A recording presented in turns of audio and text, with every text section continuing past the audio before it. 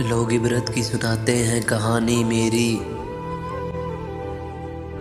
ऐसे बर्बाद हुई यार जवानी मेरी। उसके लाकट में जुड़ा देखा सुनहरी ज़रकून,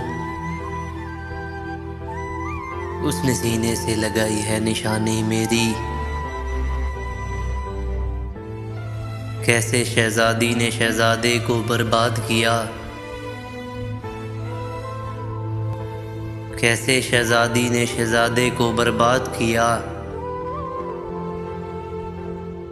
अपने बच्चों को सुनाई है कहानी मेरी।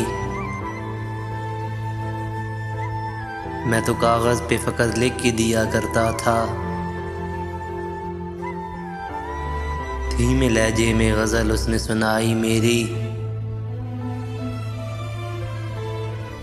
अब मेरे दिल की तुझे ख़ास ज़रूरत भी नहीं, अब तो लौटा दे मुझे चीज़ पुरानी मेरी। अब तो मिसरे की भी तरतीब तुझे भूल गई,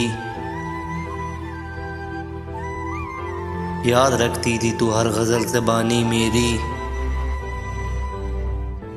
अब नहीं देखती मुझको वो पलट कर नजमी, अब नहीं देखती मुझको वो पलट कर नजमी। हो गई इतनी समझदार वो दीवानी मेरी।